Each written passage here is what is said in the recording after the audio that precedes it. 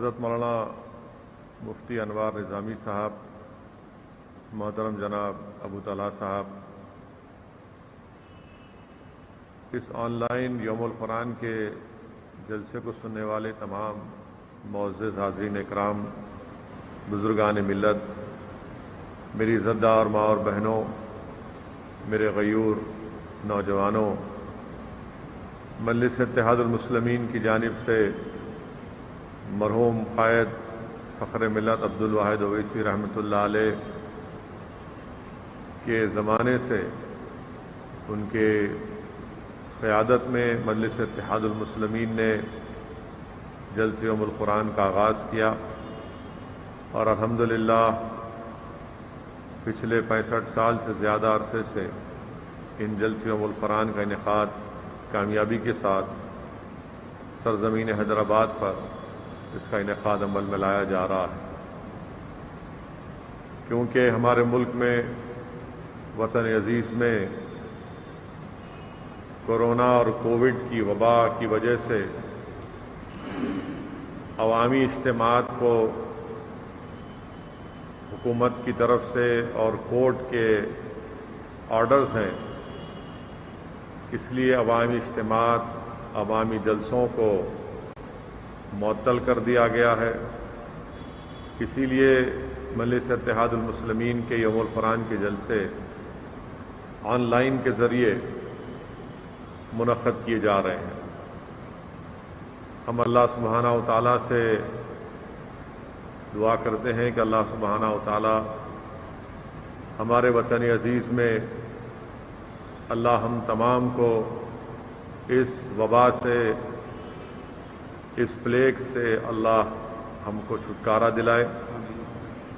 اللہ سبحانہ و تعالیٰ سے ہم دعا کرتے ہیں کہ اللہ سبحانہ و تعالیٰ جو بیمار ہیں، اللہ اپنی شان کے مطابق اللہ شفا دینے والے، اللہ ان کو شفا دے دے۔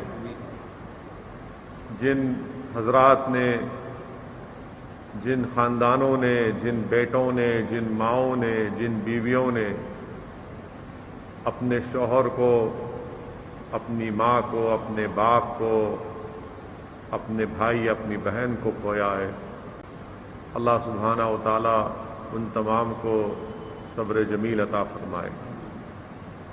میرے عزیز دوستوں اور بزرگوں، میری عزتدار ماں اور بہنوں،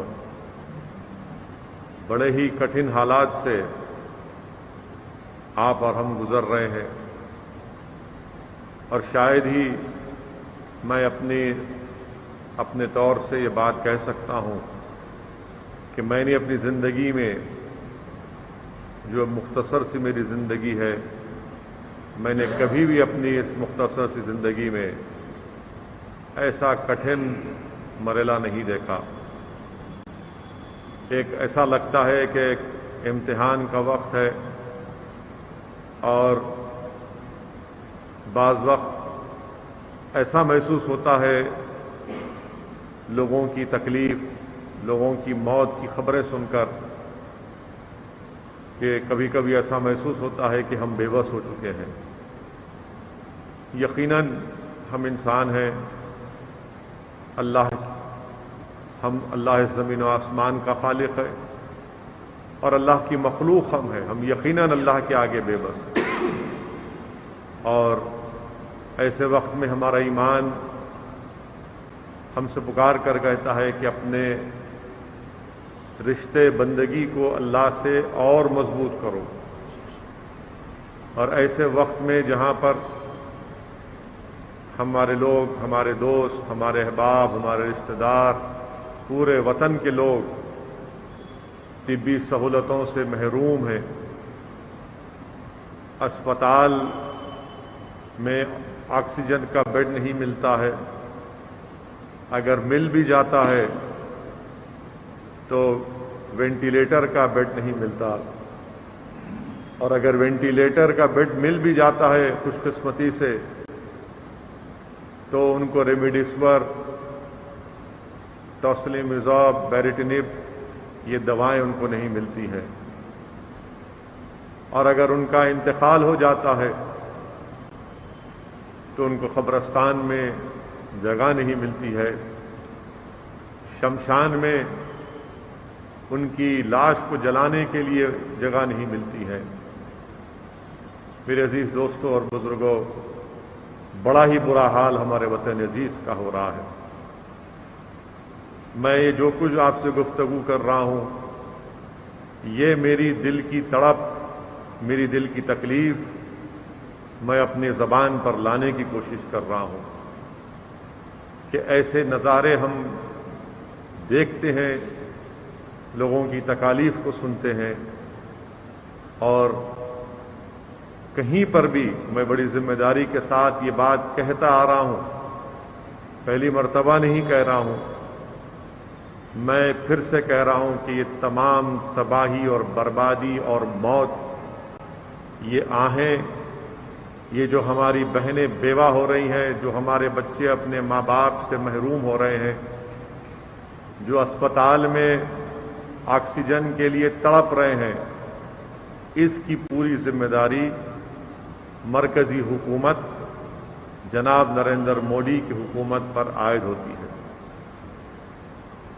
اور لوگ جو سچائی کو جانتے ہیں، جو حق کو پہچانتے ہیں، جو جھوٹ کو مسترد کرتے ہیں، وہ میری اس بات سے متفق ہوں گے کہ نریندر مودی کی حکومت ملک میں آج جو حالات ہیں اس کی ذمہ دار ہے، اور ان کی حکومت کہیں پر بھی کسی بھی مقام پر نظر نہیں آتی، نظر آتی ہے تو صرف وزیر اعظم کی ایک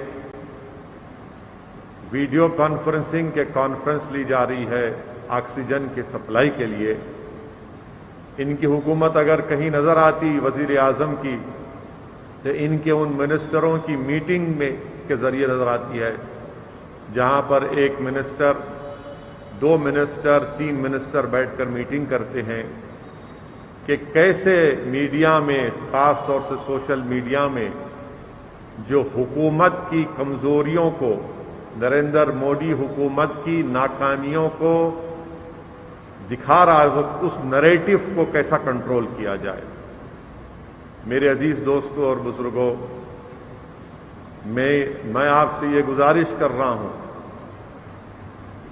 کہ بہت سے میڈیا کے لوگ بھارت کے غریبوں کی، بھارت کے سٹیزنز کی تکلیف کو دکھانے سے ڈر رہے ہیں، کترا رہے ہیں۔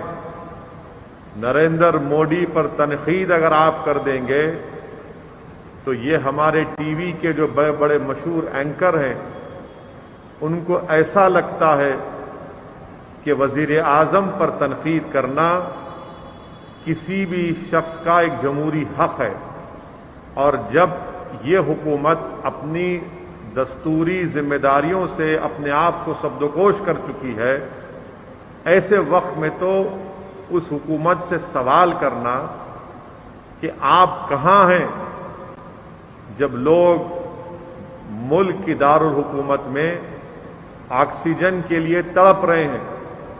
وزیر اعظم آپ کہاں ہیں جب غریب ایک آٹو میں بٹھا کر ایک بہن اپنے شوہر کو ہسپتال کو لے کر جاتی ہے دلی میں، اس کو آکسیجن نہیں ملتا؟ کہاں ہیں آپ وزیر اعظم؟ آج ملک میں لوگوں کو ریمڈیسور نہیں ملتا ہے، آکسیجن کی سپلائی کرنا وزیر اعظم یہ آپ کی سرکار کی، سینٹر کی ذمہ داری ہے۔ آپ نے کیا کیا بتائیے؟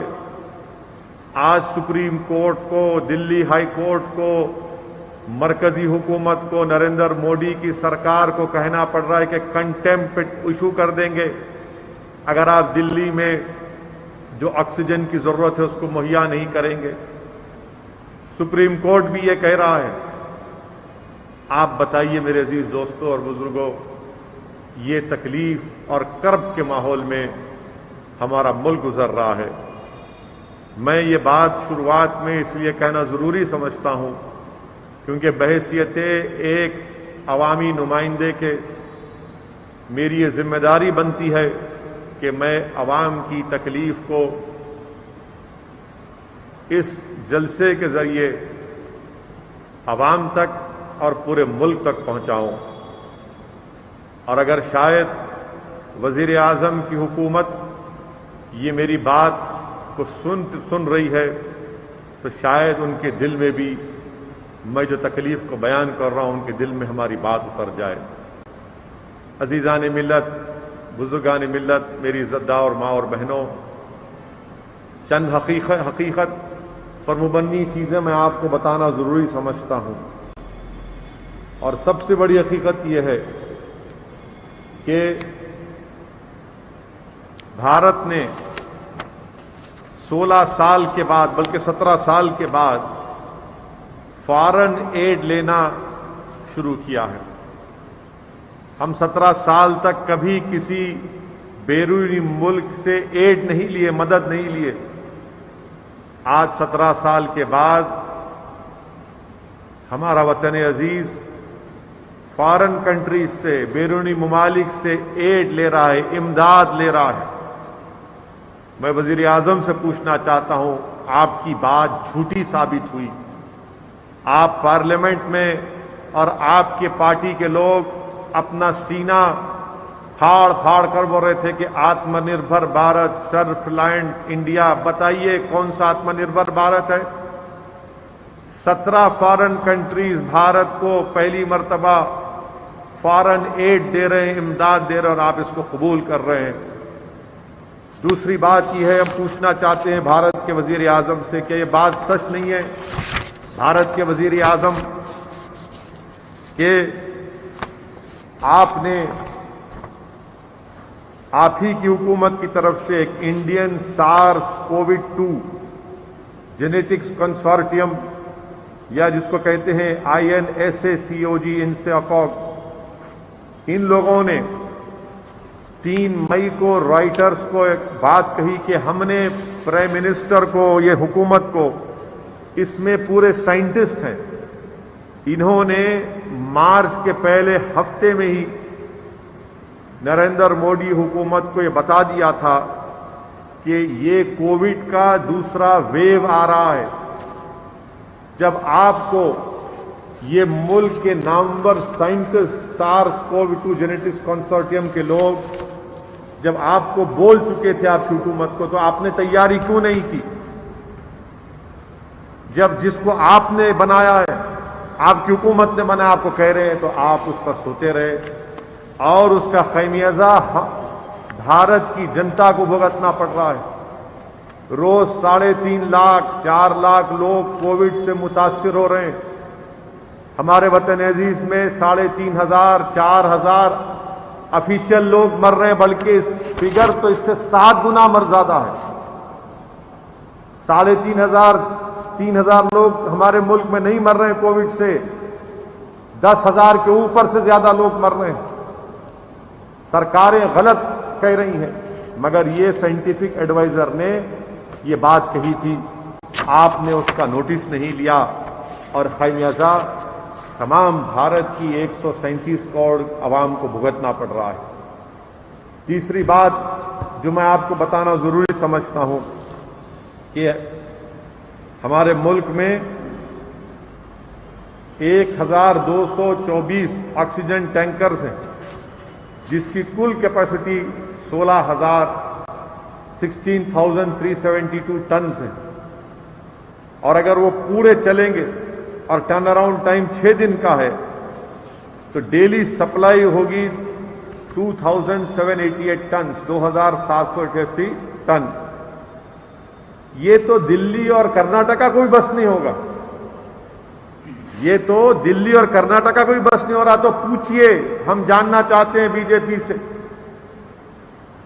वो बीजेपी के सपोर्टर से हम पूछना चाहते हैं जो तुम मोदी को खुदा मानते हो, पूछो तुम्हारे खुदा ने क्या किया?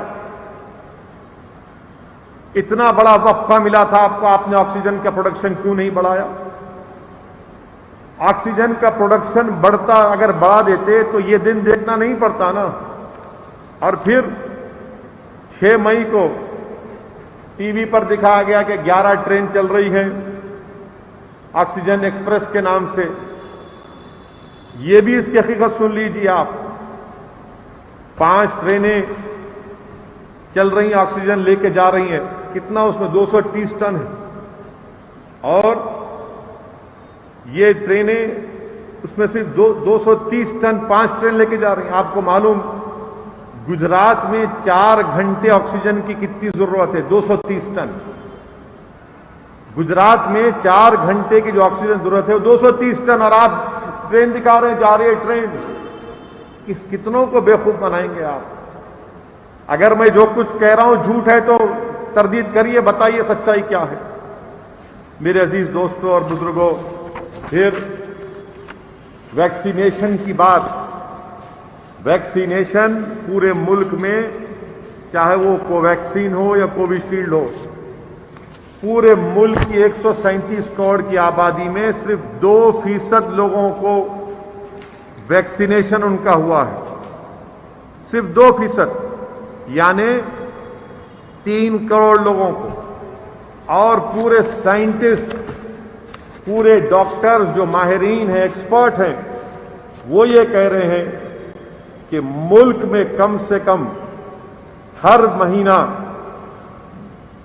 20 کروڑ لوگوں کو ویکسین لگنا چاہیے. اور آپ کو جان کر تکلیف ہوگی کہ بمشکل پوری کوشش کے بعد اگر یہ 50% تو جو ویکسینیشن ہے وہ 50% مودی سرکار نے پرائیویٹ سیکٹر کو دے دی. 50% پروڈکشن جو کووشیلڈ کا, کوویکسین کا ہے, مودی نے کہا کہ 50% پرائیویٹ سیکٹر کو دیتے. اب state government in private sector لوگوں سے مقابلہ کرے گا, ان سے خریدنا پڑے گا. یہ بتائیے کیسی حماقت ہے, کون سی انسانیت ہے کہ انسانوں کی جان کے لالے پڑے ہیں. روز آفیشیلی 3-3.5 ہزار لوگوں کی اموات ہو رہی ہے, اور آپ کہہ رہے ہیں کہ 50% پرائیویٹ سیکٹر کو. کہاں سے اسٹیٹ گورنمنٹ لے کر آئی تھی؟ اور پھر میں جنوری میں اس بات کو کہا ہوں کہ ہمارے ملک میں قانون ہے پیٹنٹ ایکٹ کا. اس پیٹنٹ ایکٹ کے تحت گورنمنٹ کمپلسری لائسنسنگ کا قانون استعمال کر سکتی ہے, اور اس قانون کے استعمال سے آپ دوسرے مینوفیکچروں کو دے سکتے ہیں کہ آپ بھی بناؤ. آخر کیا وجہ ہے کہ بھارت کے پردھان منتری جو دعویٰ کرتے آئے ہیں کہ میں غریبی میں, کسم پرسی کے عالم میں پلا ہوں, بڑا ہوں, میں ریلوے اسٹیشن پر چائے بیچا ہوں, میں پردھان منتری سے پوچھنا چاہ رہا ہوں کہ اگر آپ غریبی کو دیکھیں, اگر آپ چائے بیچے ہیں تو آپ پر یہ غریبوں جو مر رہا ہے ان کو جان نہیں بچائیں گے آپ؟ کمپلسری لائسنسنگ کیوں نہیں استعمال کرتے قانون کو؟ آپ دیجئے نا پیٹنٹ ایکٹ کو, دیجئے دوسرے کمپنیوں کو, مر صرف 2 ہی کمپنی کو. اچھا, اس میں میں آپ تمام کی توجہ چاہوں گا. ICMR گورنمنٹ آف انڈیا کا ہے, گورنمنٹ آف انڈیا کی اینٹی ہے. ICMR نے کوویکسین کو بنایا, کوویکسین جو ویکسین لگ رہا ہے اس کو ڈیولپ کیا اور لائسنس کیا اس کو بھارت بائیوٹیک کو. ارے بھائی, جب گورنمنٹ بنا کر لائسنس پرائیویٹ کو دے رہی ہے تو گورنمنٹ وہ لائسنس کسی اور کو کیوں نہیں دیتی؟ کیوں نہیں دیتی؟ اب آخر کیا ہے آپ کو, آپ کا کنیکشن کیا ہے مودی سرکار کا بھارت بائیوٹیک سے اور سیرم سے؟ بتائیے. آخر وہ آپ کے نور نظر کیوں بن چکے ہیں؟ کیا یہ مرنے والے نور نظر نہیں ہیں آپ کے؟ کیا الیکٹرل بانڈ کا کنیکشن ہے؟ جب ICMR نے اس کو ڈیولپ کیا اور گورنمنٹ کی اینٹی ICMR, تو آپ کوویکسین کو لائسنس دیے, دوسروں کو دیجئے نا. اچھا, دوسروں کو کس کو دے سکتے آپ بتائیے؟ میں آپ کو بتا رہا ہوں کہ گورنمنٹ آف انڈیا کے پبلک سیکٹر انڈر ٹیکنگز ہیں. مثال کے طور پر تمل ناڈو میں چنگلا پٹو میں ایک انٹیگریٹڈ ویکسین کمپلیکس کا افتتاح 2016 میں ہوا. وہاں پر آپ دیجئے, بننا شروع ہو جائیں گے. مگر جتنے بھی ہمارے پبلک سیکٹر کے فارمیسی کے انڈر ٹیکنگ سے خالی پڑے ہوئے ہیں, یہ حکومت ان کو لائسنس نہیں دے رہی. کیوں نہیں دے رہی آپ؟ اور طرف تماشا یہ ہے کہ اس حکومت کی منافقت, ان کا دوغلاپن, ان کا دوہرا چہرہ دیکھیے.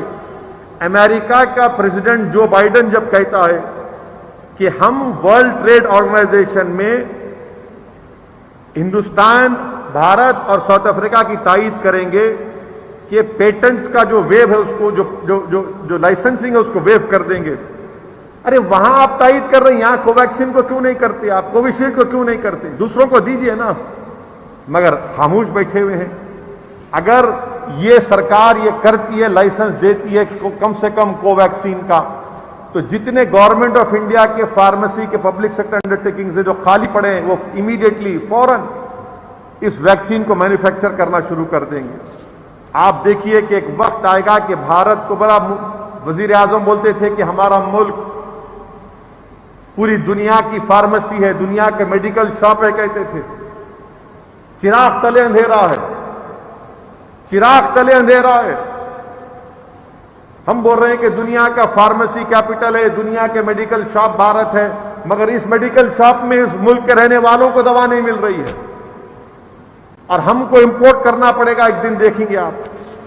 Atma Nirbhar Bharat, make in India صرف لفاظی یہ حکومت کرتی آ رہی ہے اور کچھ کام انہوں نے نہیں کیا. اور افسوس کے ساتھ مجھے یہ بھی کہنا پڑتا ہے کہ کووڈ سے مقابلہ، ایک مثال آپ کے سامنے رکھ رہا ہوں کہ کووڈ سے مقابلے کے لیے نریندر مودی سرکار میں ministry of science and technology ہے، انہوں نے 3 لاکھ روپئے all India institute of medical sciences Rishikesh کو فروری میں دیے. کتنے دیے؟ 3 لاکھ روپئے دیے. کس لیے دیے؟ کہ آپ یہ تحقیق کر کے بتائیے کہ اگر گایتری منترا سننے سے کووڈ کے مریض پر کتنا مثبت اثر پڑتا ہے. یعنی وہ پیشنٹ جو آکسیجن آپ نہیں ہے، دوا نہیں ہے، وینٹیلیٹر نہیں ہے، بیڈ نہیں ہے، آپ 3 لاکھ روپے دے رہے ہیں کہ یہ منترا پڑھنے سے اس پر کتنا پازیٹو مثبت افیکٹ پڑے گا. پردھان منتری آپ تو دستور پر حلف لیے نا. آرٹیکل 51 کہتا ہے سائنٹیفک ٹیمپرامنٹ. کہاں گیا سائنٹیفک ٹیمپرامنٹ؟ میں بھی خدا کو ماننے والا ہوں، میں بھی ایک پریکٹسنگ مسلمان ہوں، الحمدللہ مجھے فخر ہے. مگر کیا میں irrational بات کروں گا؟ جب سائنس تحقیق کر کے کہہ رہا ہے تو مجھے ماننا پڑے گا نا. مگر آپ کی حکومت ماشاءاللہ. اچھا، اتر پردیش کے چیف منسٹر، بھارت کا سب سے بڑا سائنٹسٹ اگر کوئی ہے تو یوگی آدتیہ ناتھ ہے، سب سے بڑا سائنٹسٹ ہے. اور میں امید کرتا ہوں کہ کبھی نہ کبھی ان کو نوبل نہیں ملا تو کم سے کم ان نوبل پرائز تو ملے گا. کیا کہا یوگی آدتیہ ناتھ نے؟ کہا کہ اپنے آفیسروں سے کہا کہ تم لوگ کیا سائنٹسٹ کی بات کرو، یعنی ان کو اتنا گیان ہے. یوگی آدتیہ ناتھ نے کہا کہ آپ اس بات کو غور کریے کہ نائٹروجن کو آکسیجن میں تبدیل کر دیا جائے، نائٹروجن کو آکسیجن میں تبدیل کر دیا جائے. واہ! آپ بتائیے کہ بھارت کے سب سے بڑی ریاست کا چیف منسٹر ہے اور ماشاءاللہ علم اتنا ہے کہ وہ کہہ رہے ہیں کہ کیوں نہیں اس بات کو سوچا جائے کہ نائٹروجن کو آکسیجن میں تبدیل کر دیا جائے. واقعی میں جینیس ہے آپ. میں تو یوگی آدتیہ ناتھ سے کہوں گا کہ آسان طریقہ ہے، آپ ایک کام کر دیجئے، نائٹروجن کا نام آکسیجن رکھ دیجئے، کام ہو گیا آپ کا.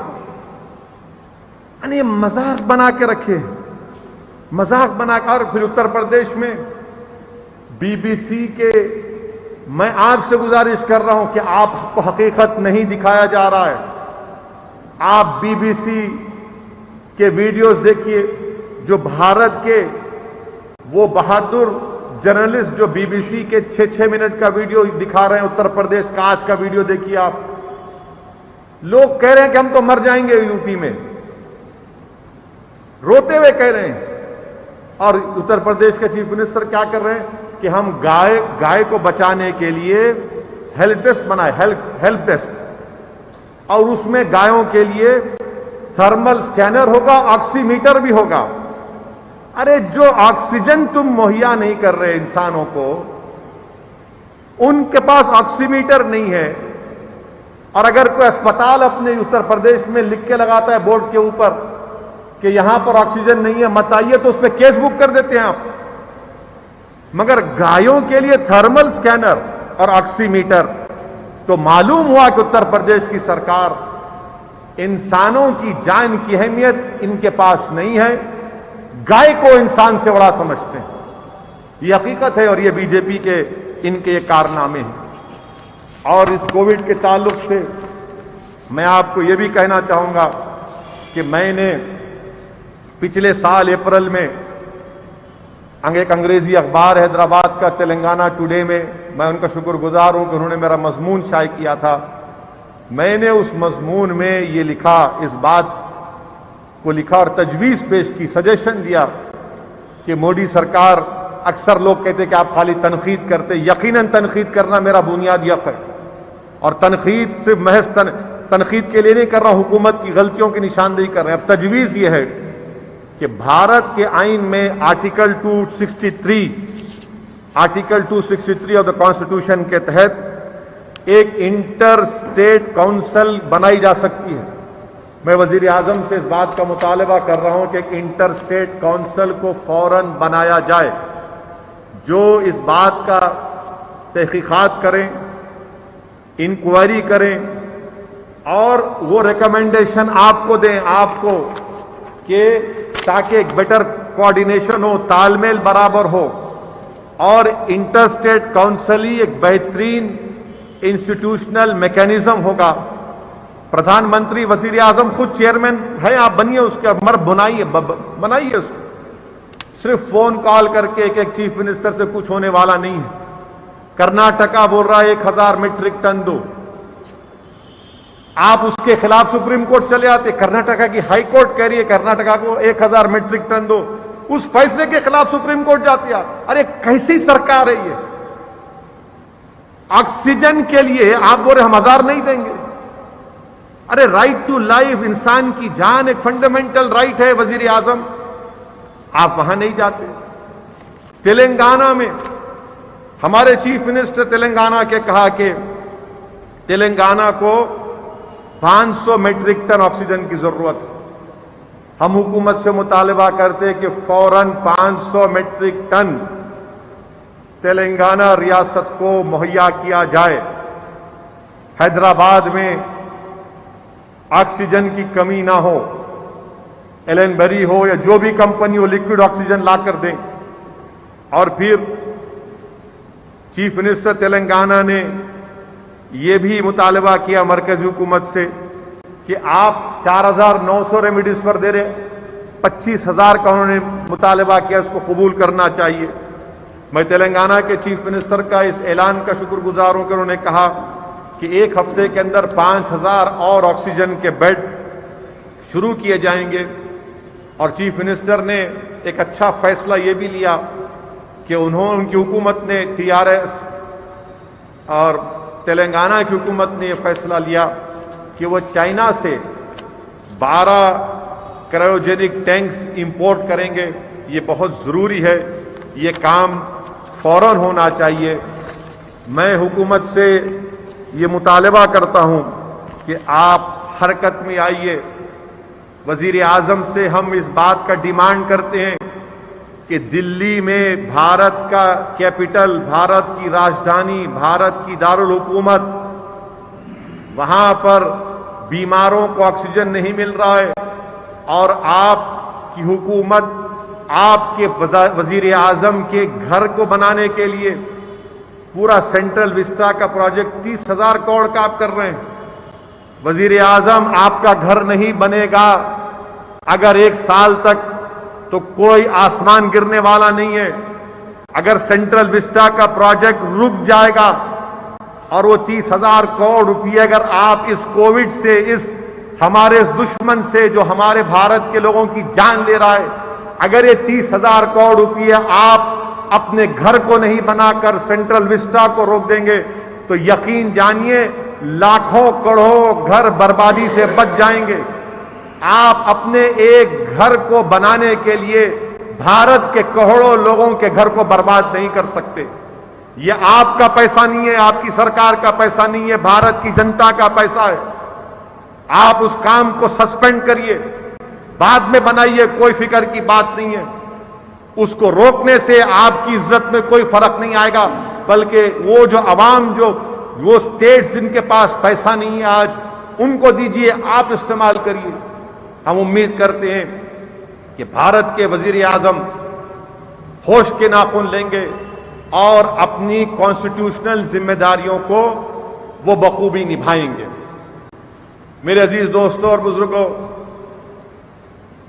آپ نے مفتی انور نظامی صاحب سے الحمدللہ یوم القرآن کے جلسے میں قرآن اور شریعت کے بارے میں آپ نے ایک مدلل اور ایک بہترین خطاب کو سنا۔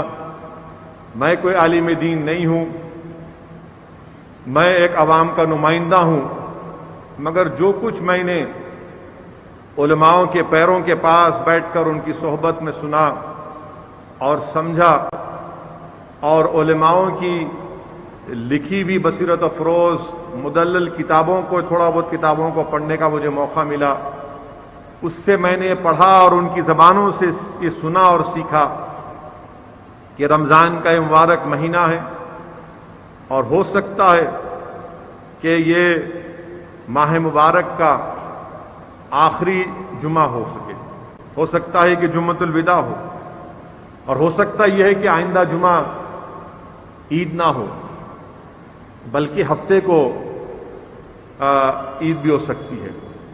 عید کے سلسلے میں ریاست تلنگانہ کی عوام کو یہ بات بتانا ضروری سمجھتا ہوں کہ ہمارے پاس اس ریاست تلنگانہ میں رات میں 9 بجے سے کرفیو ہے، اور میری کل تلنگانہ حکومت کے وزیر داخلہ جناب محمود علی صاحب سے بات چیت ہوئی فون پر، اور انہوں نے مجھے یہ بتایا ہے کہ عید کی نماز حکومت عیدگاہ میں ادا کرنے کی اجازت اس لیے نہیں دے سکتی کیونکہ کورٹس کا فیصلہ ہے، کورٹ کی ہدایتیں ہیں کہ ایک عوامی اجتماعات پر پابندی ہے، عوامی اجتماعات پر پابندی ہے، اس لیے تلنگانہ حکومت ان قریب میں فیصلہ لے گی کہ عیدگاہ میں جا کر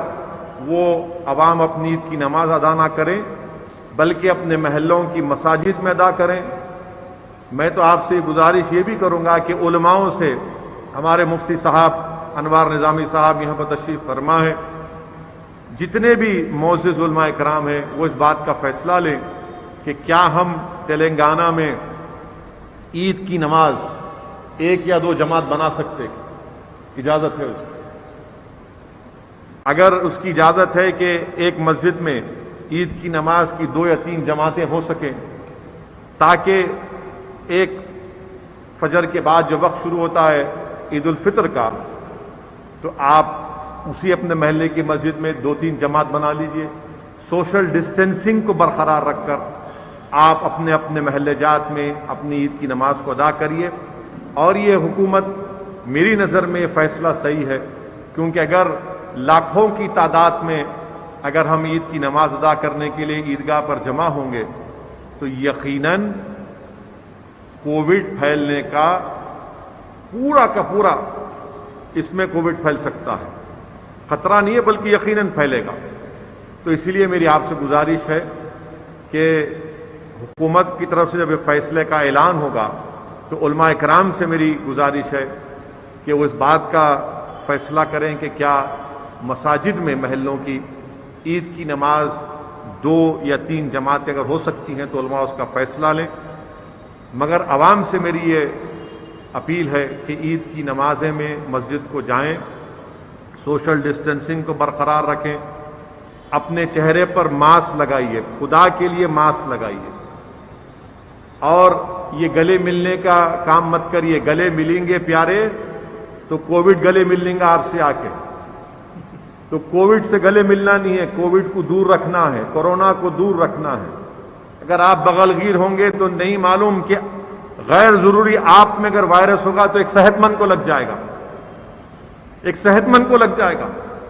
اسی لیے دور سے زبان سے ماسک پہن کر عید کی مبارکباد دیجیے، اور کوئی ضروری نہیں ہے کہ گھر کو جا کے ملنا، نہیں اماں کو ملنا ہے، یاد رکھو اماں کو جا کے لپٹیں گے، خدا نہ خواستہ اماں کو انفیکشن ہو گیا تو ضعیف لوگ اس وائرس کی شدت کو برداشت نہیں کر پا رہے ہیں، اور زیادہ تر ضعیف ہمارے ماں باپ میں، ہمارے بزرگوں میں عمر کے لحاظ سے کچھ نہ کچھ بیماری ہوتی ہے، ڈائبٹک ہوتا ہے، ہارٹ کی بیماری ہوتی ہے، کڈنی کا ہوتا ہے۔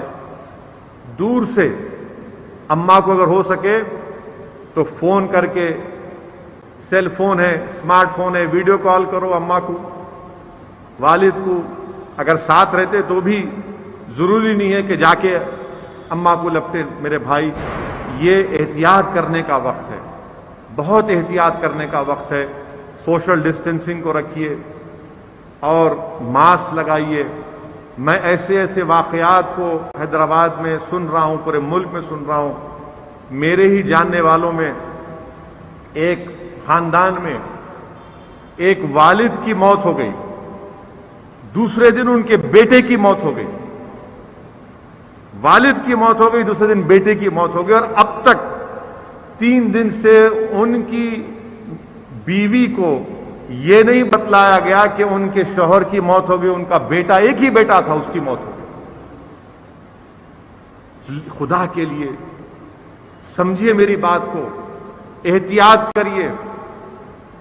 ہمارے قریبی دوست ہیں، بلکہ میرے محسن ہیں، جو یہ مجلس کے جو اسکول کی جو اسکیم ہے اس کے انہوں نے بڑا مرحوم قائد کے ساتھ ہم کو تجویز، ان کی وائف کا انتقال ہوگا، بیگم کا انتقال ہوگا، ایسے کئی چیز واقعات آ رہے ہیں۔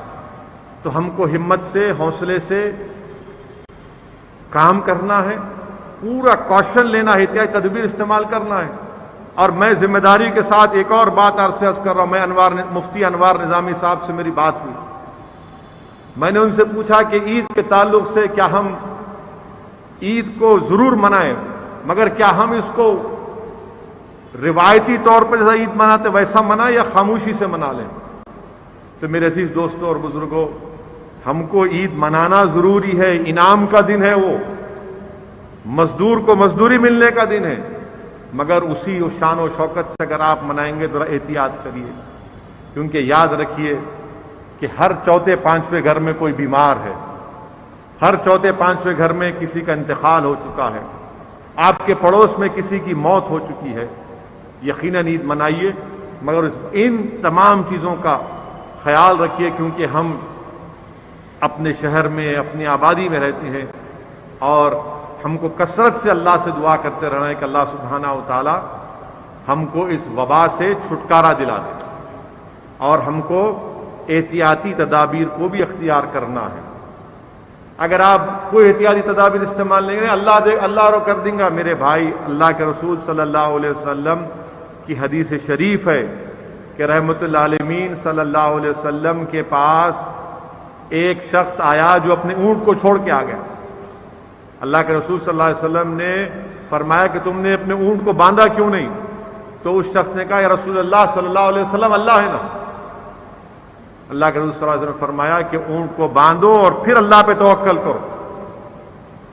تو ہم کو پوری احتیاطی تدابیر کو اختیار کرنا ہے اور دعا کرنا ہے، کثرت سے دعا کرنا ہے، اور اللہ سبحانہ و تعالیٰ کے فیصلوں پر توکل کرنا ہے۔ ہم تمام کو کوشش کرنا ہے۔ الحمدللہ مجلس اتحاد المسلمین کی جانب سے، میں نے پہلے کہا کہ مجلس ریلیف چیریٹیبل ایجوکیشن کی طرف سے اب تک 300-350 سلنڈر عوام کو مجلس کے اراکین ہیلپ لائن کے ذریعے، جو ہمارا ایکسس فاؤنڈیشن سے ہم نے ان کا ہیلپ لائن اور ان کی ٹیکنیکل ہیلپ لی ہے، میں ان کا بھی شکریہ ادا کرتا ہوں۔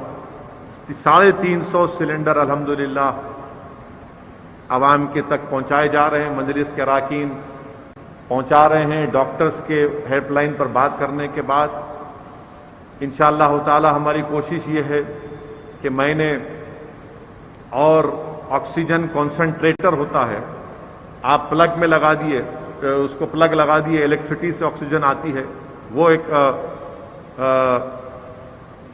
75 کے قریب ہم نے آرڈر کیے ہیں، انشاءاللہ وہ بھی امید کرتے ہیں کیونکہ ذرا مشکل ہو رہا ہے. ہمارے ملک کے وزیر اعظم کسٹم ان کی حکومت کلیئر ہی نہیں کر رہی ہے. یعنی ایسے وقت میں بھی 12% جی ایس ٹی لے رہے ہیں نریندر موڈی آکسیجن کانسنٹریٹر کے اوپر. ارے کیا ہے یہ؟ کتنے پیسے کمائیں گے؟ جان بچائیے، نکالیے امپورٹ ڈیوٹی نکالے، ارے یہ جی ایس ٹی بھی نکالو آپ، ریمیڈیسویر پر، یہ ٹوسلیمیماب پہ، یہ آکسیجن کانسنٹریٹر پر نکالیے آپ. اور باہر کے ممالک سے فارن ایڈ آ رہا ہے 300 ٹن. ارے کون سی ریاست حکومت کو کیا ملا بتائیے نا. یہ چھپا چھپا کر کیوں دے رہے آپ؟ کیوں ڈر رہے آپ بتانے کے لیے کہ ہم نے اس ہاسپٹل کو یہ دیا، اتنے آکسیجن کانسنٹریٹر دیے، اتنا ریمیڈیسویر دیا، اتنا کچھ نہیں، معلوم ہی نہیں ملک کو. بہرحال میری عوام سے اپیل ہے کہ آپ ہمارے خاص طور سے ہمارے مسلمان بھائیوں سے بھی اپیل ہے کہ پوری احتیاطی تدابیر کو عید کے دن استعمال کریے. خدا کے لیے گلے مت ملیے، اور جہاں پر لاک ڈاؤن نہیں ہے اور جہاں پر آپ نماز پڑھ سکتے ہیں تو عیدگاہ جانے کے بجائے متعلقہ اپنے محلے کی مسجد میں، اگر علماء کرام اس بات کی اجازت دیتے تھے 1 اور 2 جماعت بنا کر پورے سوشل ڈسٹینسنگ کا لحاظ رکھتے ہوئے اپنے چہرے پر ماسک پہن کر اپنی عید کی نماز کو ادا کریے. یقیناً خوشیاں منائیے، مگر دل کے ایک کونے میں ہمارے ملک میں جو اس وبا سے لوگ جو پریشان ہیں، انسانیت کا تقاضا یہ ہے کہ ہم ان کی تکلیف کو بھی محسوس کریں، ان کی تکلیف کو بھی محسوس کریں. اور میرے عزیز دوستوں اور بزرگوں، اسلام میں زکوٰۃ ایک تیسرا رکن ہے. دین اسلام میں زکوٰۃ تیسرا رکن ہے، اور قرآن کریم میں 32 مرتبہ نماز کے ساتھ زکوٰۃ کا ذکر ہو. قرآن حکیم میں نزول قرآن کا مہینہ ہے. 2 ہجری میں زکوٰۃ کی فرضیت کا حکم آیا. 32 مرتبہ قرآن کریم میں نماز کے ساتھ زکوٰۃ کا حکم اللہ سبحانہ و تعالیٰ اپنی کتاب میں، اپنے کلام میں کر رہے ہیں. اور 15 مقامات پر زکوٰۃ کو عمومی صدقے کے معنی میں ہے. 15 مقامات. میرے عزیز دوستوں اور بزرگوں، علماء کرام کی تحریروں سے، ان کی زبان مبارک سے میں نے سنا کہ زکوٰۃ کا مقصد یہ ہے کہ ایک مسلمان کے دل میں اللہ کی محبت اتنی غالب آ جائے کہ وہ دنیاوی دولت کو اللہ کے لیے دے سکے. یہ اس کا اصل مقصد ہے کہ ایک مسلمان کے دل میں اللہ کی محبت غالب آ جائے. اللہ سبحانہ و تعالی ہم تمام کو توفیق دے کہ ہمارے دلوں میں اللہ کی محبت غالب آ جائے. آمین. تاکہ ہم یہ زکوٰۃ دے سکیں. اور میرے عزیز دوستوں اور بزرگوں، امام غزالی رحمۃ اللہ علیہ اپنی کتاب مناج العابدین یا مقاصد القلوب میں لکھتے ہیں کہ اللہ سبحانہ و تعالیٰ نے جب ایمان کو پیدا کیا تو ایمان نے اللہ سے کہا کہ اللہ مجھے قوت دے. امام غزالی لکھتے ہیں کہ جب اللہ سبحانہ و تعالیٰ نے ایمان کو پیدا کیا تو تو ایمان نے کہا یا اللہ مجھے طاقت دے. تو اللہ نے اس کو اچھے اخلاق اور سخاوت دیا، طاقت دی ایمان کو، اچھے اخلاق اور سخاوت. اور جب اللہ نے کفر کو پیدا کیا تو کفر نے کہا یا اللہ مجھے بھی طاقت دے. تو اللہ سبحانہ و تعالیٰ نے اس کو بخیل بنایا، بد اخلاق بنایا. تو جس کے اخلاق اچھے ہیں، جو بخیل نہیں ہے، وہ زکوٰۃ دے گا.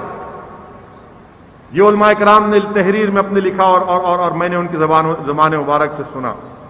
وہیں پر قرآن کریم میں ہم کو یہ بتایا گیا کہ زکوٰۃ صرف امت محمدیہ پر فرض نہیں کی گئی. جو زکوٰۃ دے سکتے ہیں ان پر فرض ہے، جو زکوٰۃ نہیں دے سکتے الگ بات. یہ صرف مسلمانوں پر نہیں بلکہ سابقہ نبیوں اور رسولوں کی امت پر بھی ان کو بھی حکم دیا گیا تھا. قرآن کریم میں علماء کرام نے ہم کو بتایا کہ سورہ انبیاء کی آیت نمبر 73، سورہ انبیاء کی آیت نمبر 73 میں اللہ سبحانہ و تعالی جس کا علماء کرام نے اس آیات کا ترجمہ کیا جس میں اللہ فرما رہے ہیں کہ ہم نے نیکی وحی کی ان کی طرف کہ نیکی کرو، نماز کو قائم کرو اور زکوٰۃ دو۔ اور اس آیات میں اللہ سبحانہ و تعالی حضرت موسیٰ علیہ السلام، حضرت ابراہیم علیہ السلام، حضرت لوط علیہ السلام، حضرت یعقوب علیہ السلام، حضرت یحییٰ علیہ السلام کا بھی ذکر کر یہ علماء کرام نے تحریر کیا۔ دوسرا قرآن کریم کی سورہ بقرہ کی آیت نمبر 261 جس میں اللہ سبحانہ و تعالی انفاق فی سبیل اللہ کے فائدے بتا رہے ہیں۔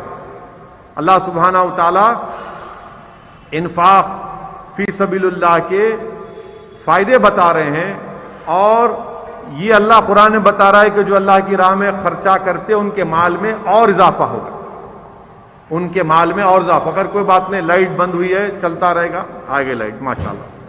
اور تیسرا جگہ پر علماء کرام نے تحریر کیا اس کے سورہ بقرہ کی آیت نمبر 2 سورہ روم میں آیت نمبر 39 میں، اس میں اللہ سبحانہ و تعالی علماء کرام اس کا ترجمہ یہ کہیں کہ سورہ روم میں کہ جو تم زکوٰۃ ادا کرتے ہو جس سے اللہ کی رضا چاہتے ہو، ایسے لوگ اپنے مال کو بڑھانے والے ہیں۔ اگر آپ اللہ کی رضا کے لیے زکوٰۃ دیتے ہیں تو آپ کے مال میں اضافہ ہوگا۔ سورہ روم میں، سورہ بقرہ میں اللہ خوشخبری دے رہا ہے دولت مندوں کو، تو بخیل مت بنو، بخیل مت بنو، نکالو یہ دولت اللہ کی دی ہوئی ہے، تم نہیں کمائے اپنے، اللہ تم کو دیا ہے، اس کو نکالو، غریبوں کو دو۔ تم دو گے تو تمہاری دولت کی حفاظت ہوگی، تمہاری دولت بڑھے گی اور اللہ کی رضا ملے گی۔ ہم لوگ زندگیاں گزار دیتے ہیں اللہ کی رضا پانے کے لیے، قرآن میں اللہ بول رہا ہے زکوٰۃ نکالو۔ اور آیت نمبر سورہ توبہ آیت نمبر 34 میں اللہ رسول اللہ صلی اللہ علیہ وسلم کو بتا رہا ہے کہ جو لوگ اپنا سونا اور چاندی کو محفوظ رکھتے ہیں اور اللہ کی راہ میں خرچہ نہیں کرتے، ان کو آپ خبر دے دیجئے ایک بڑے عذاب کی، ان کو خبر دے دیجئے ایک بڑے عذاب کی۔ اللہ بول رہا ہے جو سونے اور چاندی کو بچا کے رکھیں گے کیا کرو گے تم؟ یہ اللہ کا دیا ہوا ہے، نکالو۔ کتنا نکال رہے اس میں کوئی کمی نہیں آئے گی۔ میں ایک شخص کو جانتا ہوں اور میں آپ کو پوری ذمہ داری کے ساتھ کہہ رہا ہوں کہ اس شخص نے مجھے کہا کہ اسد صاحب، میں پچھلے 5 سال سے رمضان جب شروع رمضان کی پہلی چاند رات کو زکوٰۃ نکال دیتا ہوں، اس کے بعد میرے پاس دولت آتی رہتی ہے۔ یہ آپ کا ایمان ہونا چاہیے۔ آج ایسے وقت میں ان تمام مسلمانوں سے اپیل کر رہا ہوں، التجا کر رہا ہوں، گزارش کر رہا ہوں کہ جن کو اللہ نے صاحب استطاعت بنایا، جن کو اللہ نے دولت دی، یہ وقت ہے زکوٰۃ دینے کا۔ جب لوگ بیماری سے پریشان ہیں، کاروبار نہیں ہے غریبوں کے پاس، کھانا نہیں ہے غریبوں کے پاس، اور یاد رکھو جو لوگ پیٹ بھر کے افطار کر رہے ہیں، یاد رکھو آج اللہ ہمارے دسترخوانوں پر ہم افطار کر رہے ہیں 1 نہیں 10 ڈشوں سے۔ کبھی غریب پینے کا پانی بھی صرف پی کر اپنا روزہ توڑتا ہے۔ ان غریبوں کے بارے میں سوچو جن کو ایک کھجور بھی میسر نہیں ہے، صرف پینے کا پانی پی کر اپنا روزہ توڑتے ہیں۔ ان غریبوں کو لاکھوں سلام جو اللہ سے اتنی محبت کرتے ہیں، اور ہم کو اللہ نے اتنا دیا، ہم کچھ نہیں کر رہے۔ آپ اندازہ لگائیے کہ دسترخوانوں پر 1 نہیں کئی لوازمات ہیں، شکر ادا کریے، الحمدللہ بہت اچھی بات ہے، مگر وہ غریب کا بھی حق بنتا ہے۔ آپ کے محلے کے مسجد کے امام صاحب کو دیکھیے، موزم صاحب کو دیکھیے، بیچارہ محلے کی کچھ آ گئی کھا گیا، ورنہ بعضوں کا تو سحری بھی نہیں ملتی ان کو۔ اور کیوں نہیں بیچارے سحری؟ ارے کرفیو ہے نا میرے دوست، کرفیو ضرور ہے، مگر کسی غریب کو کھانا اگر آپ نہیں پہنچا سک رہے، اس بات پر میں اس بات کو مانتا نہیں۔ تو زکوٰۃ اپنی نکالیے۔ اور ساتھ ہی ساتھ میں آپ کو علماء کرام نے لکھا، علماء کرام نے بتایا، حضرت عبداللہ ابن مسعود رضی اللہ تعالیٰ عنہ سے روایت ہے کہ اللہ کے رسول صلی اللہ علیہ وسلم نے فرمایا کہ جس نے نماز پڑھی اور زکوٰۃ نہیں نکالا، اللہ کے رسول صلی اللہ علیہ وسلم نے فرمایا کہ تمہاری نماز قبول نہیں کی جائے گی۔ جس نے نماز پڑھی اور زکوٰۃ نہیں نکالا، تمہاری نماز نہیں قبول کی جائے گی۔ یہ رسول اللہ صلی اللہ علیہ وسلم کا ارشاد مبارک ہے۔ اگر کوئی یہ حماقت کر رہا ہے، اللہ تو دیکھ رہا ہے، یاد رکھو اللہ تو دیکھ رہا ہے، اس میں چوری مت کرو، اس میں بخیل مت بنو، آپ نکالیے۔ اور ساتھ ہی ساتھ وہیں پر حدیث شریف میں یہ بھی آیا کہ اللہ کے غصے کو کیا چیز ٹھنڈا کر سکتی ہے؟ صدقہ۔ اور بیماروں کو شفا کیسے مل سکتی ہے؟ اگر کوئی بیمار ہے صدقہ کرو۔ میں جانتا ہوں ایک شخص کو، جب ان کے والد کو ہارٹ اٹیک ہوا اور ان کی طبیعت اچانک خراب ہو گئی، میں جو کہہ رہا ہوں اس کی گارنٹی سچی بات ہے۔ وہ شخص رات کے وقت میں ڈاکٹر کو فون کیے، ایمبولینس آ رہی ہے، باپ کی طبیعت ان کی اوپر نیچے ہو رہی تھی۔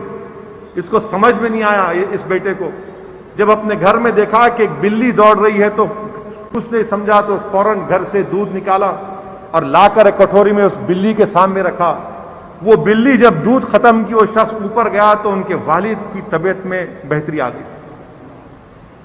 میرے عزیز دوستوں اور بزرگوں، اسی لیے رسول اللہ صلی اللہ علیہ وسلم نے فرمایا کہ بیماروں کی شفا صدقہ سے ہوتی ہے۔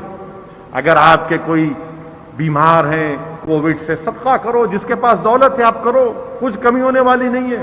ہو سکتا ہے کہ اللہ سبحانہ و تعالیٰ انشاءاللہ اپنی شان کریمی اور شان رحیمی کے تحت ان کو شفا دے دے۔ وہیں پر میرے عزیز دوستوں اور بزرگوں، ابو داؤد شریف کی حدیث ہے کہ اللہ کے رسول صلی اللہ علیہ وسلم کے پاس ایک خاتون آئی، ان کے ساتھ ایک بچی تھی، اس بچی کے ہاتھ میں سونے کا کنگن تھا۔ اللہ کے رسول صلی اللہ علیہ وسلم نے ارشاد فرمایا کہ کیا تم نے اس سونے کے کنگن کی زکوٰۃ دی؟ تو اس خاتون نے کہا نہیں دی۔ تو اللہ کے رسول صلی اللہ علیہ وسلم نے فرمایا کیا تم چاہتی ہو کہ اللہ سبحانہ و تعالیٰ حساب کتاب کے دن تم کو جہنم کا کنگن پہنا دے؟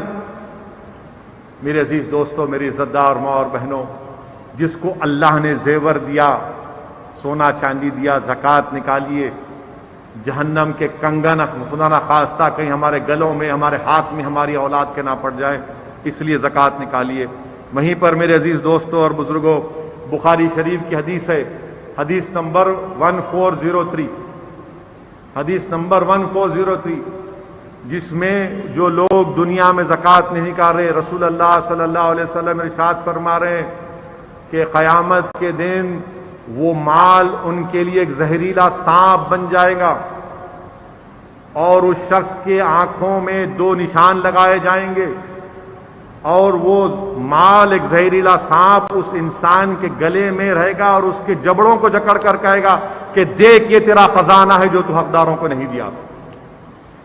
میرے عزیز دوستوں اور بزرگوں، اسی لیے میری آپ سے گزارش ہے کہ اس ماہ مبارک میں جو دولت مند مسلمان ہیں، جن کو زکوٰۃ دینا فرض ہے، میری آپ سے گزارش ہے کہ اس کووڈ کے ماحول میں آپ کو اپنی زکوٰۃ بھی نکالنا ہے انشاءاللہ تعالی، اور آپ کو صدقہ بھی کرنا ہے۔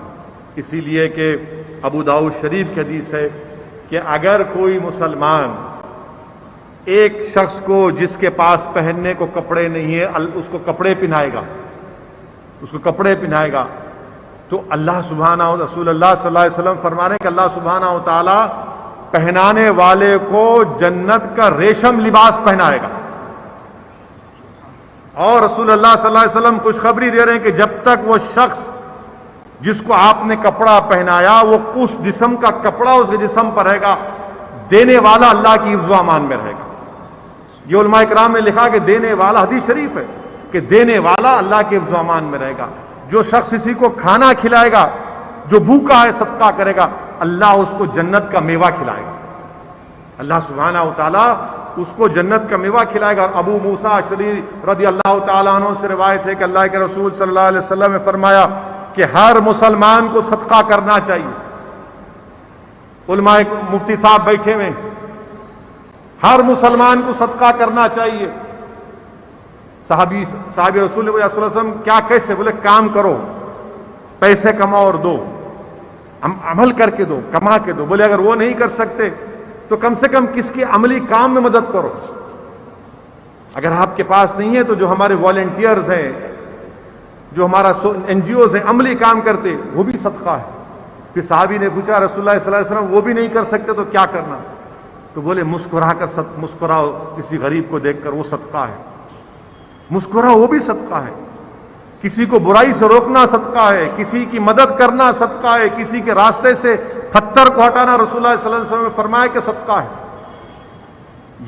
یہ دین اسلام کا پیغام ہے. اور ایسے وقت میں یاد رکھو غیر مسلم مجھے اور آپ کو دیکھ کر اسلام کی رائے بنائے گا. وہ قرآن کو نہیں پڑھے گا, وہ بولے گا کہ سعود الدین اویسی کیسا ہے, یہ فلاں شخص کیسا ہے.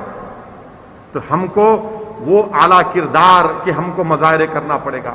اور علماء کرام نے لکھا کہ شاہ ولی اللہ محدث دہلوی اپنی کتاب میں صدیق اکبر رضی اللہ تعالیٰ عنہ کی خلافت کا واقعہ لکھتے ہیں کہ حضرت عثمان غنی ذو النورین نے پورے مدینے میں قائد ہے.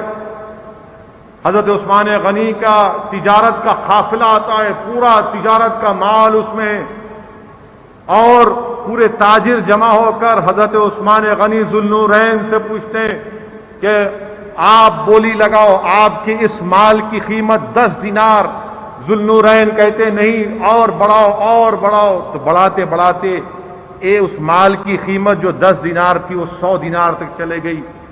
پورے مدینے کی دولت حضرت عثمان غنی کے پاس آ سکتی تھی اگر وہ تجارت کا مال بیچ دیتے, مگر حضرت عثمان غنی پر لاکھوں سلام ذو النورین. آپ نے کہا کہ مجھے اللہ اس سے بڑھ کے دے گا, میں یہ پورا کا پورا مال مدینے میں صدقہ کرتا ہوں.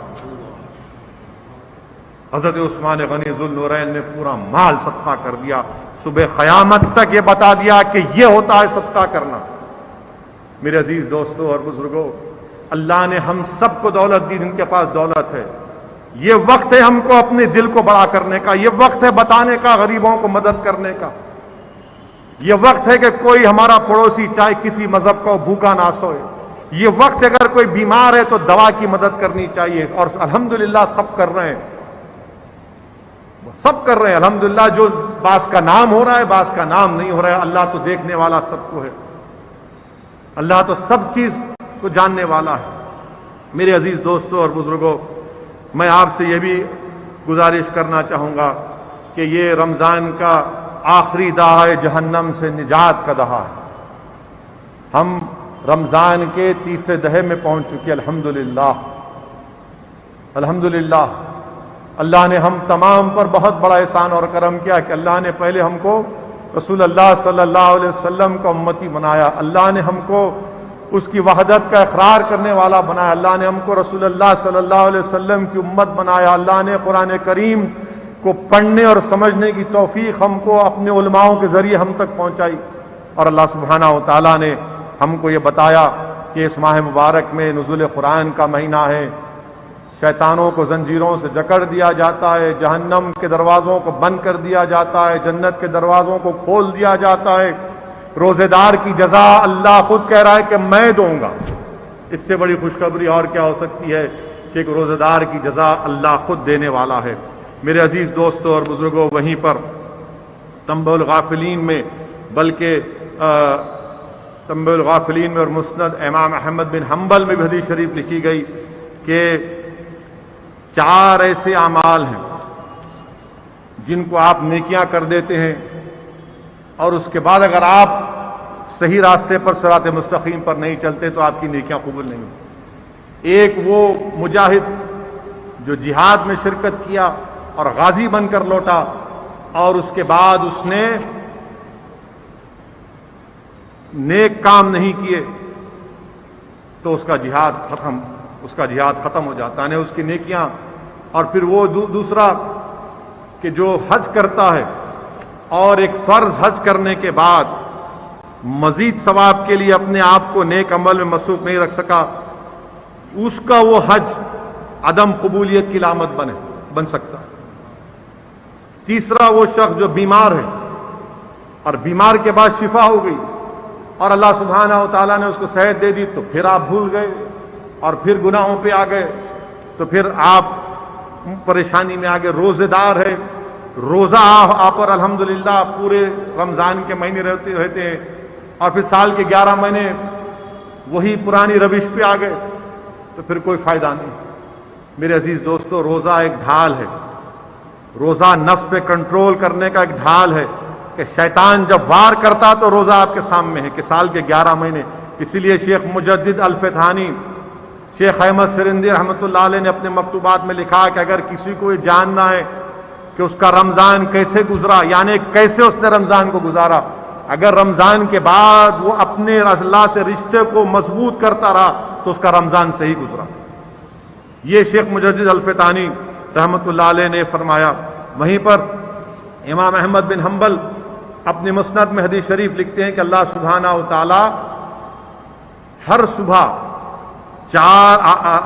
صبح ہر روز آسمان سے فرشتوں کو نازل کرتا ہے، ایک مدینہ شریف میں، ایک مکہ شریف میں، ایک بیت المقدس میں، ایک مسلمانوں کے قبرستان میں، ایک بازاروں میں۔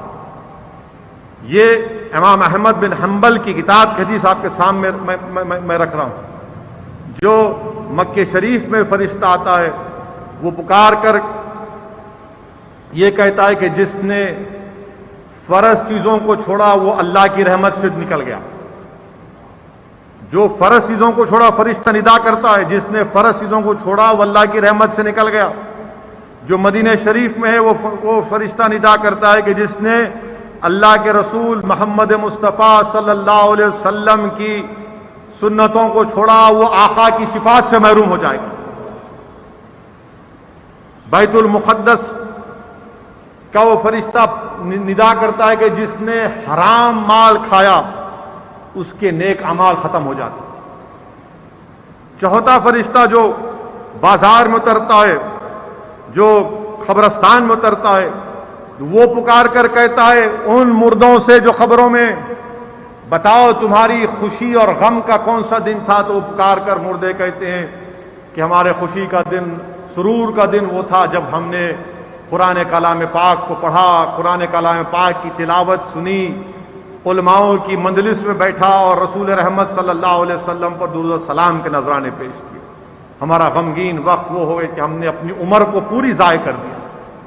اور پھر چوتھی زمانے جو بازار میں جو فرشتہ آتا ہے وہ ندا لگاتا ہے کہ اللہ کے روب کو جانو، اللہ گناہگار کو سزا دینے کا حق رکھتا ہے، مگر اللہ تم کو گناہگاروں کو سزا اس لیے نہیں دے رہا ہے کیونکہ تمہارے درمیان میں وہ نوجوان ہیں جو اللہ سے ڈرتے ہیں، تمہارے درمیان میں وہ دودھ پیتے بچے ہیں، اللہ ان کی وجہ سے تم پر سزا نہیں دے رہا، تمہارے درمیان میں وہ ضعیف بوڑھے ہیں جو رکوع میں ہیں، تمہارے درمیان میں وہ جانور ہیں جو گھاس کھا رہے ہیں۔ میرے عزیز دوستوں اور بزرگوں، اسی لیے یہ ماہ مبارک کا آخری دہا ہے، ہم اللہ سے بھیک مانگتے ہیں ان نوجوانوں کا وسیلہ دے کر جو اللہ کے خوف سے اللہ سے محبت کرتے ہیں، اللہ کی اطاعت کرتے ہیں کہ اللہ رحم کر دے۔ اللہ سے ہم بھیک مانگتے ہیں ان ضعیف بوڑھوں کا جو رکوع میں ہے، اللہ اس وبا سے ہم کو چھٹکارا دلا دے۔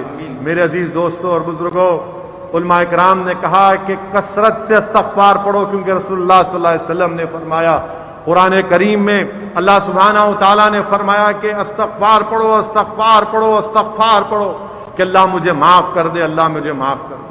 میرے عزیز دوستوں اور بزرگوں، یہاں پر علماء اکرام نے لکھا کہ استغفار کے بارے میں بنی اسرائیل میں اللہ کے رسول صلی اللہ علیہ وسلم حدیث شریف ہے، اللہ کے رسول صلی اللہ علیہ وسلم حدیث شریف ہے کہ رسول اللہ صلی اللہ علیہ وسلم نے صحابہ اکرام سے فرمایا، یہ واقعہ آقا نے فرمایا کہ ایک شخص تھا جس نے 500 سال بغیر ریاکاری کے اللہ کی عبادت کی، 500 سال جس نے بغیر ریاکاری کے اللہ کی عبادت کی، اور جب اللہ سبحانہ و تعالیٰ کے سام میں اس کا فیصلہ ہوا حشر کے میدان میں، تو اللہ نے کہا کہ اس کو میں اپنے فضل سے جنت میں، فرشتوں کو فضل سے جنت میں لے کر جاؤ۔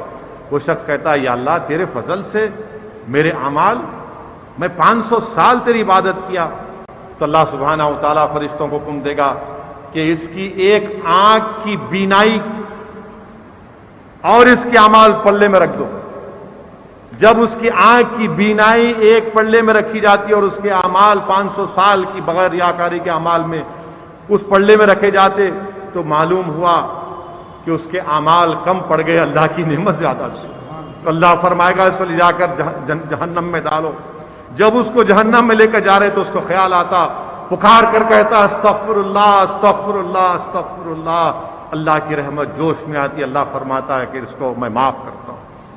میرے عزیز دوستوں اور بزرگوں، یہاں پر میں نے علماء کرام کی زبان سے سنا اس واقعے کو کہ امام حسن شہزادی جنت کے پاس ایک آدمی آیا، حضرت امیر معاویہ بیٹھے ہوئے، آ کر ایک شخص نے کہا کہ اللہ کے رسول صلی اللہ علیہ وسلم کے بیٹے اے شہزادے جنت، مجھے اولاد نہیں ہوتی ہے۔ تو امام حسن نے اس کو قریب بلا کر اس سے کہا کہ تو استغفر اللہ پڑھا کر۔ پھر اس نے کہا کہ میں کب آ کے ملوں؟ تو امام حسن نے کہا، شہزادہ جنت نے کہا، نواس رسول نے کہا، جس کو اللہ کے رسول صلی اللہ علیہ وسلم اپنے گود میں اٹھا لیتے تھے، اپنے کھندے پر سواری کرتے تھے، امام حسن نے ارشاد فرمایا کہ جب تیرے 10 بچے ہو جائیں گے جب آ کے ملنا مجھ سے۔ اور بعد میں آیا اور حضرت امیر معاویہ کو ساتھ لے کر آئے اور بولا کہ امام حسن میرے 10 بچے ہو گئے۔ امیر معاویہ نے پوچھا کہ کیا آپ نے کون سا وظیفہ اس کو دیا؟ تو امام حسن نے ارشاد فرمایا کہ سورہ نوح میں اللہ نے فرمایا استغفر اللہ پڑھو، اللہ تم کو دولت دے گا، تم کو اولاد دے گا، اللہ آسمانوں سے بارش نازل کرے گا۔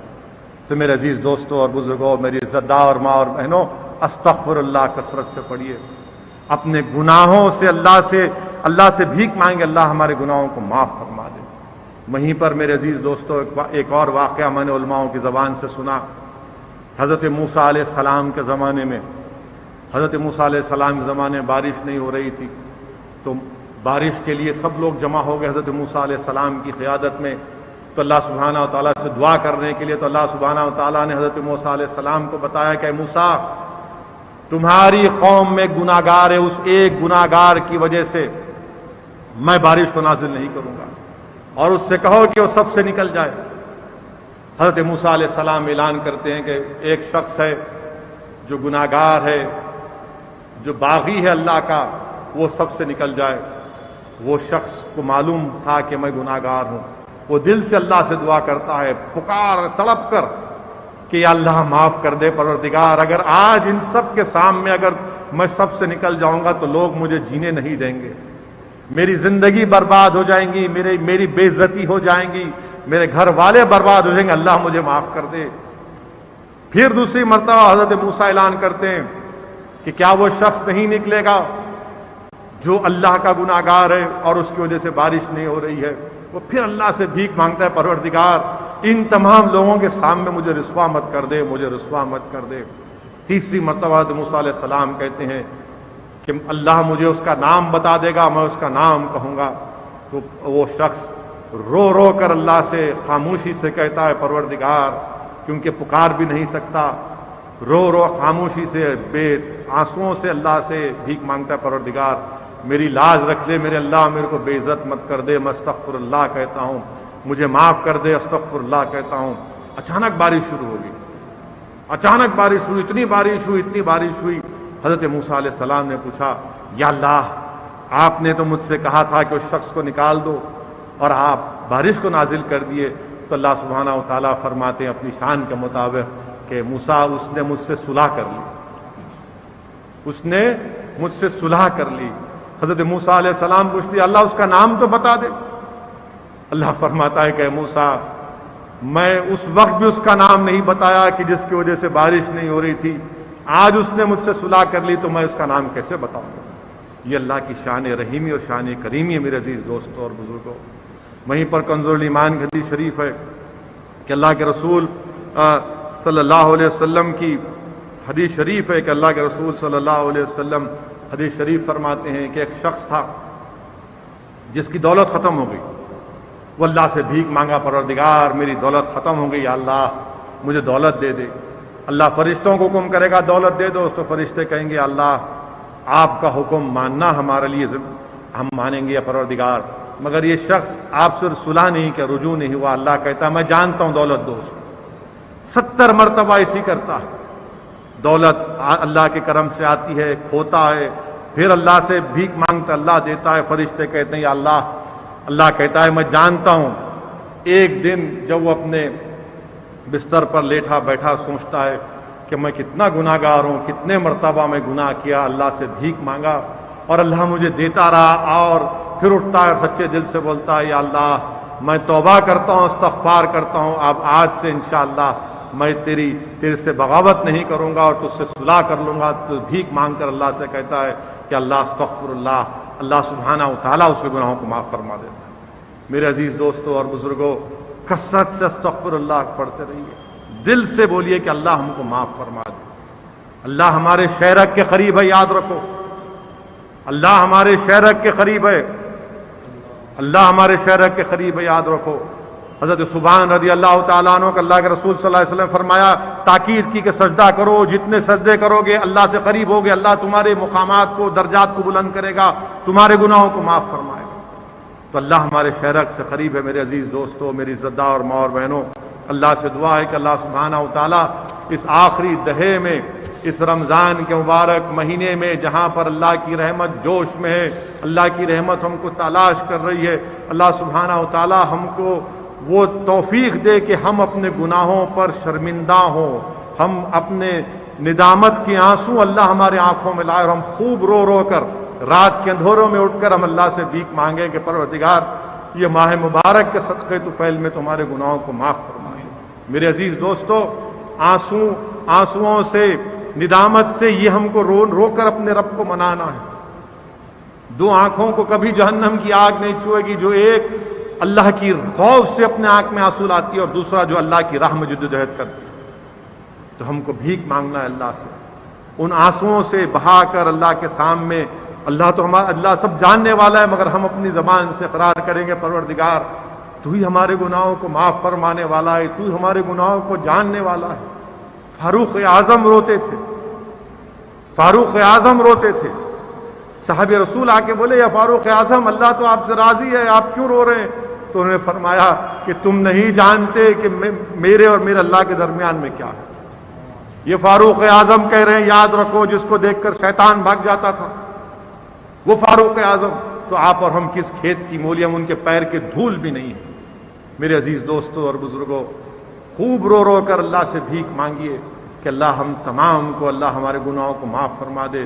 خوب رو رو کر اللہ سے دعا کریے کہ پروردگار ہمارے وطن عزیز میں اس وبا کا خاتمہ کر دے۔ اللہ ہی انشاءاللہ تعالی اس وبا کا خاتمہ کرے گا۔ ہم تمام کو پورے احتیاطی تدابیر کو استعمال کرنا ہے۔ میرے عزیز دوستوں اور بزرگوں، حدیث شریف امام غزالی لکھتے ہیں اپنی کتاب میں کہ جب حشر کا میدان ہوگا، آگ، جہنم کی آگ سے سب پریشان ہوں گے، سب لوگ آگ کی گرمی سے پریشان ہوں گے، تو رسول اللہ صلی اللہ علیہ وسلم کے پاس حضرت جبریل امی آئیں گے اور آ کر رسول اللہ صلی اللہ علیہ وسلم کو ایک پیالہ دیں گے اور کہیں گے، یا رسول اللہ صلی اللہ علیہ وسلم، اس پیالے کو اس آگ پر ڈال دیجئے تاکہ آگ کی گرمی میں، اس کی شدت میں کمی آ سکے۔ اللہ کے رسول صلی اللہ علیہ وسلم پوچھتے ہیں کہ اس میں کیا پانی ہے؟ تو جبریل امی عرض کرتے، یا رسول اللہ صلی اللہ علیہ وسلم، اس میں آپ کی امت کے گناہگاروں کے آنسو ہیں۔ میرے عزیز دوستوں اور بزرگوں، میری عزتدار ماں اور بہنوں، اللہ کی رحمت جوش میں ہے، خوب جوش میں اللہ کی رحمت، اللہ سے بھیک مانگنا ہے۔ اسد الدین اویسی گناہگار ہے، اللہ جانتا ہے میں کیا کیا کیا ہوں، اللہ کا کرم ہے کہ اللہ سبحانہ و تعالیٰ نے مجلس اتحاد المسلمین کو کامیابیوں پر کامیابیاں دیتا ہے۔ یہ اللہ کا بہت بڑا کرم ہے، اس کا فضل ہے۔ ہم کو نہیں ملی کامیابی بنگال میں، تمل ناڈو میں، الحمدللہ ہم پھر کوشش کریں گے۔ میں سلام کرتا ہوں اپنے ان تمام مجلس کے رفقاؤں کا جنہوں نے محنت کی، اور ہم محنت کریں گے انشاءاللہ تعالی۔ میرے عزیز دوستوں اور بزرگوں، جو لوگ مجلس اتحاد المسلمین کے مخالفین ہیں، میں آپ کے لیے بھی دعا کرتا ہوں کہ اللہ سبحانہ و تعالی آپ کے دل میں مجلس اتحاد المسلمین کی محبت کو پیدا کر دے۔ میری نظر میں شکست اور کامیابی کا پیمانہ الگ ہے۔ شکست، کامیابی یہ نہیں ہے کہ دشمن کو تہس نہس کر دیا جائے، کامیابی یہ ہے کہ اگر کامیابی نہ بھی ملے تو راہ حق کے راستے سے منہ نہیں موڑنا۔ یہ کامیابی ہے کہ راہ حق سے منہ نہیں موڑنا، اور دشمن کے آگے اپنے سر کو نہیں جھکانا، چاہے دشمن کوئی حکومت ہو، وزیر اعظم ہو، چیف منسٹر ہو، کوئی ہو۔ یہ جدوجہد مجلس اتحاد المسلمین کرتی آ رہی اور کرتی رہے گی انشاءاللہ تعالی۔ کیوں میں کہہ رہا ہوں؟ حضرت بلال کو گرم گرم ریت پر لٹا کر گرم پتھر سینے پر رکھ دیے گئے، حضرت سمیہ کو نیزے سے زخمی کر کے شہید کر دیا گیا، حضرت قباب کو پھانسی پر لٹکایا گیا تو مسکراتے ہوئے ایک صحابی رسول کو 2 اونٹوں میں چیر دیا گیا، امام حسین نے اپنی آل کو، اپنی اولاد کو قربان کر دیا، اپنے سر کو کٹا دیا۔ یہ کامیابی، اور انشاءاللہ تعالی اللہ مجلس کو کامیابی دے گا۔ آج الحمدللہ اتر پردیش میں ایک ہمارا ضلع پریشد کا ممبر تھا، آج ہمارے 22 ہو چکے ہیں۔ انشاءاللہ تعالی اور بڑھیں گے انشاءاللہ تعالی، اللہ ہم کو کامیاب کرے گا۔ مگر جو لوگ مجلس پر انگلیاں اٹھا رہے ہیں، کیا یہ بات سچ نہیں ہے کہ مغربی بنگال میں ممتا بنرجی کو مسلمان ووٹ جو 75% مسلم ووٹ ملا اور ہندو ووٹ کتنا ملا؟ 39%۔ اس کے بعد اتنا چنڈی پات، شانڈلیا، برہمن سب پکار لیے اور کچھ نہیں کیا مسلمانوں کے لیے بنگال میں، کچھ نہیں کیا۔ چیلنج سے کہہ رہا ہوں، مگر خیر انشاءاللہ تعالی ایک سیاسی پارٹی کی زندگی میں یہ نصیب و فراز آتے ہیں، ہم کو ضرور کامیابی ملے گی۔ بہار میں نہیں ملی، 5 سال کے بعد ملی انشاءاللہ تعالی۔ اللہ سبحانہ و تعالی نبی کریم صلی اللہ علیہ وسلم کے صدقہ طفیل میں ہم تمام کے گناہوں کو معاف کرے گا، اور انشاءاللہ تعالی اللہ مجلس کو اور عروج دے گا۔ اللہ مجلس سے انشاءاللہ تعالی اور خیر کے کام لے گا، انسانیت کی خدمت کرے گا۔ میری آپ تمام سے گزارش ہے کہ پورے کووڈ کے گائیڈ لائنز پر عمل کریے، پوری سیفٹی کو فالو کریے، سوشل ڈسٹینسنگ کو، اور ماسک کو پہنیے۔ یہ عجیب ہمارے دوست ہیں پیارے، ناک دکھاتے ہیں، ماسک ہے مگر ناک، ارے اتنی ناک سے محبت کیوں ہے پیارے؟ ناک کو چھپانے سے تمہاری عزت میں کمی آنے والی نہیں ہے۔ ناک کو چھپاؤ گے تو ناک برقرار رہے گی، ناک کو دکھائیں گے تو کووڈ گھس جائیں گا اس میں، اور جب کووڈ ناک میں گھس گیا تو پھر آپ کو خدا نخواستہ پریشانی ہوں گی۔ تو نہیں ناک پہ، ارے بھائی صاحب ماسک پہنیے، اگر نہیں پہنیں گے تو آکسیجن کا ماسک لگے گا خدا نخواستہ چہرے پہ، آکسیجن کا ماسک لگے گا اگر بیڈ مل گیا تو، کیونکہ مودی جی آکسیجن نہیں دینے والے ہیں آپ کو، انہوں خود پوری آکسیجن رکھ لی اپنے پاس۔ اس لیے یہ پوری تدابیر کو استعمال کریے۔ اللہ سے دعا ہے کہ پروردگار جو لوگ بیمار ہیں اللہ سبحانہ و تعالی اپنے فضل اور کرم سے ان کو شفا دے دے۔ اللہ سبحانہ و تعالی نبی کریم صلی اللہ علیہ وسلم کے صدقہ طفیل میں تمام بیماروں کو شفا عطا فرما دے۔ اللہ سبحانہ و تعالی جن کا انتقال ہو گیا اللہ ان کی مغفرت فرما دے، اللہ ان کے افراد خاندان کو صبر جمیل عطا فرمائے۔ اللہ سبحانہ و تعالی سے ہم بھیک مانگتے ہیں، اللہ سے اس روزے کی حالت میں سوکھے ہوئے ہونٹوں سے حلق جو ہمارا سوکھ چکا ہے، پروردگار ہمارے وطن عزیز میں اس کورونا کو خاتمہ کر دے۔ اللہ پروردگار اس پلیگ کو ختم کر دے رب العالمین۔ اللہ آپ کن فیکون فرما دیجیے۔ اللہ آپ کے خزانے میں کوئی کمی آنے والی نہیں، پروردگار چھٹکارا دلا دیجیے یا رب العالمین، یا ارحم الراحمین، یا جبار، یا ستار، یا غفار، یا لطیف، یا الولی، یا اللہ ہم کو چھٹکارا دلا دیجیے، یا اللہ رحم فرما دیجیے پروردگار، اللہ رحم فرما دیجیے۔ وآخر دعوانا الحمدللہ رب العالمین۔ آخر میں عدنان واٹر ٹینک لائے ہیں، خاص اینٹی بیکٹیریل واٹر ٹینکس جس سے آپ کو ملے شدھ پانی ہمیشہ۔ Adnan water tank, safe and healthy water storage solution. لڑکیوں اور خواتین کی پہلی پسند کچی shop, metro pillar number B1192، left side بڑی چوڑی، opposite Sultan Bazaar police station, Hyderabad. جرمنٹن ہاسپٹل، آرتھوپیڈک سے متعلق ہر مریض یہاں شفا یاب۔ انعام یافتہ ڈاکٹر میر جواد زار Khan, senior orthopaedic surgeon, advance operation theatre, ICU، digital X ray, laboratory, physio therapy, pharmacy, sharing اور پرائیویٹ رومز، لیڈی ڈاکٹرز اور ڈاکٹر ارجمن سلطانہ گینیکولوجسٹ کی خدمات حاصل، واجبی فیس اور مکمل سہولیات سے ہزاروں مطمئن، ایمبولینس سے آراستہ۔ جرمنٹن آرتھوپیڈک ہاسپٹل، پلر نمبر 150، عطا پور، حیدرآباد۔ نیو سن سٹی ڈیولپرز کی ایک اور پیشکش، جہانگیر پیر درگاہ کے دامن میں آبادی کے بیچوں بیچ تمام سہولتوں سے آراستہ، ایئرپورٹ سے صرف 20 منٹس ڈرائیو پر، LV پرساد آئی ہاسپٹل اور ناٹکو فارما کے قریب۔ Commercial and residential plots, 100 square yards plot, easy installment, gram panchayat approved layout, conversion land, 100% vastu, spot registration, clear title, 10-year security. Water, electricity, 25 से 30 feet road, school, transport facility, gated community. घर बनता है इरादों से और आपके इरादों को पूरा करे न्यू सन सिटी डेवलपर्स। तो जल्दी आइए और अपना प्लॉट बुक कराइए। न्यू सन city developers, opposite choice function hall, Chandrayaan Gutta, Bandlaguda road, Hyderabad. Contact 98481 187780, 63037 10882।